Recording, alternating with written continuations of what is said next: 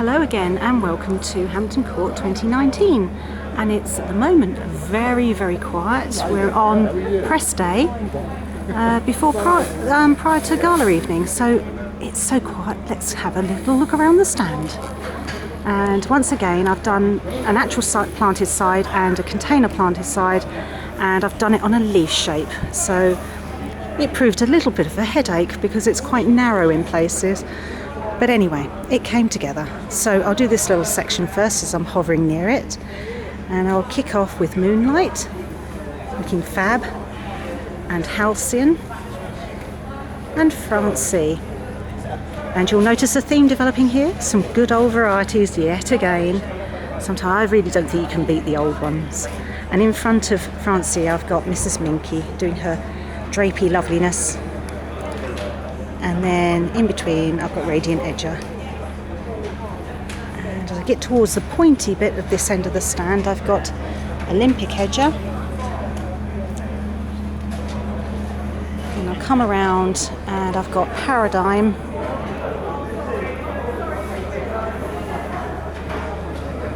Complete with lovely flower on the top. And then I've got Roughed Up. It's standing a bit more upright since Birmingham. I don't know why.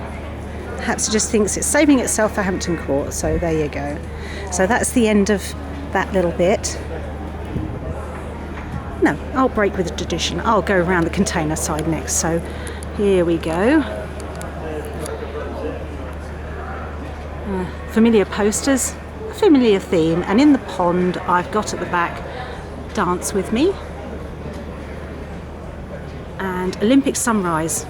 One I don't bring out very often because I have to wait until I've got stock for it, and it's multiplied up nicely enough so that I can show it again.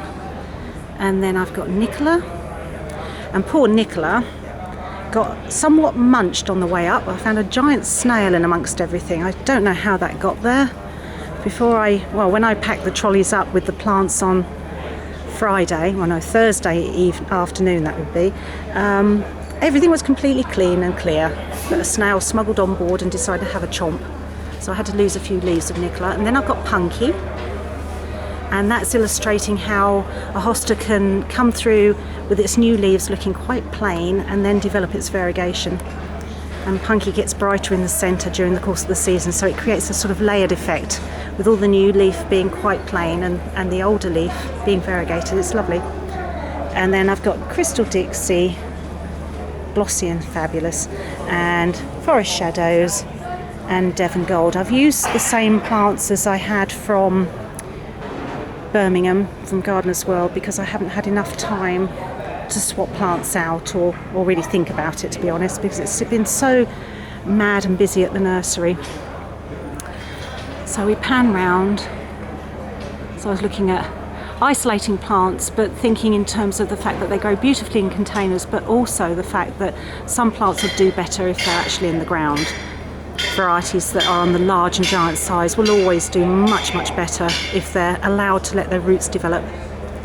And here's a variety I haven't shown for a number of years, Shimmy Shake. In fact, I think the last time I used Shimmy Shake was at Gardener's World back in 2011, and it looked beautiful in a giant pot on some decking.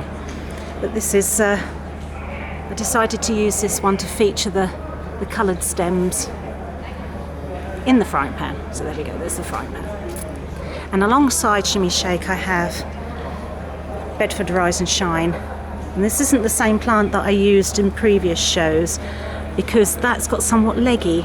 This is the proper size. It's been growing on beautifully in the collection tunnel. I thought when I put the one I had been using at Harrogate and Malvern alongside it, it was just enormous. It'd grown way too high.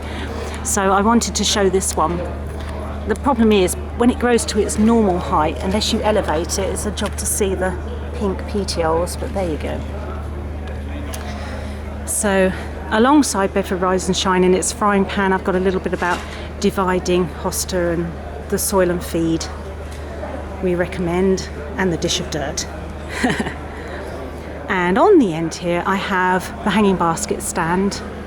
I've swapped a few out, so it's worth going through. I've got Red Cadet still. I had to bring it because as the season goes on, it just gets bluer and the stems just get redder. It's lovely. And then I've got lemon lime, finally turned its full lime colour. And then Paradise Puppet. And then Lakeside Scamp. I do love the pale colour of Lakeside Scamp. It's such a pretty little flower. It's got rather a lot of flower heads coming up on that this time, which is nice. So scanning around, and I swapped out, I think, Little Maddie for Limey Lisa. And so I'll show you there. Very interesting shaped leaves to Limey Lisa. It's a sweet little thing. And Slim and Trim. By now, I'm sure you're all recognising these plants, some of these plants, because I use them and use them and use them. And then behind, I've got Ops. And then Gold Drop.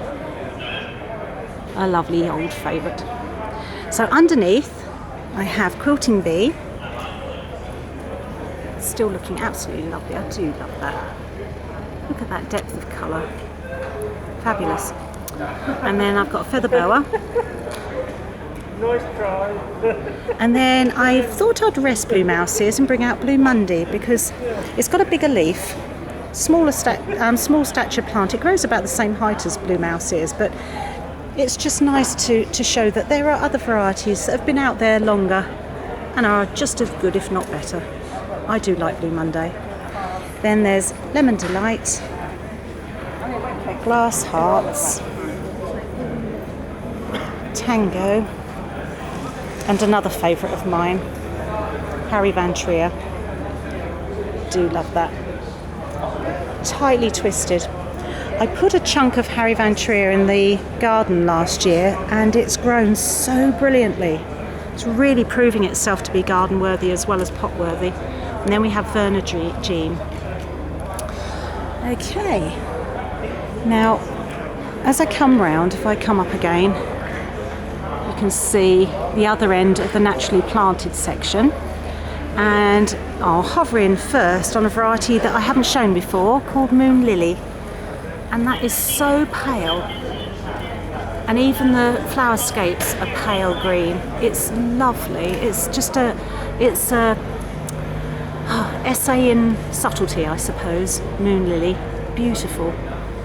And then I have a beaker trumpet in front, and I love the habit of this plant. It's sort of oval leaves on the end of long petioles, and it forms a sort of a spread open habit, which is really rather nice when you contrast it with something that's quite clumpy and slightly untidy, I suppose, Moon Lily. It's just lots and lots of leaf in a compact shape. And then we have good old Gold Standard. I do love that. It's a smaller plant than I normally show because we divided it last year. One got a little bit munched. This is the other one that didn't get munched. We've had a little bit more pest problem this year. Goodness knows why, but it's one of those things. And then behind I have Crosser Eagle looking magnificent. And down in front of Gold Standard I have Little Abby, almost hiding herself under a bushel. And then I have Winter Snow with those beautiful big leaves. And Paul's Glory.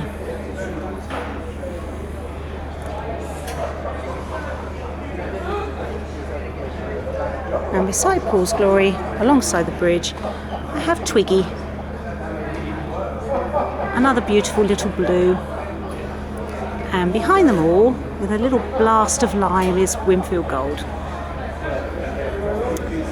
So coming up again with my Acer backdrop posters, talking about the weather, the environment, the fact that hostas do like to grow in company, and the effects of the weather, which of course affects us all every year. But this year it's been quite marked in strange ways. It's, again, no 2 years are the same, and all you can do really is learn and hopefully apply tips and tricks you pick up along the way, and back to moonlight and so on around the end here. It's quite nice building on a different shape stand. It does keep your interest going somewhat, but also provides challenges. And I'll just do a sweep around the sales table with a quick view to David, who's smiling this time. I have to warn him, otherwise he can look a bit fierce, but he's not fierce at all. And here we go, lots and lots of lovely plants ready for sale when the show kicks off in probably about 2 hours' time now, when gala night starts. And the drunken revelry that is gala night at Hampton Court.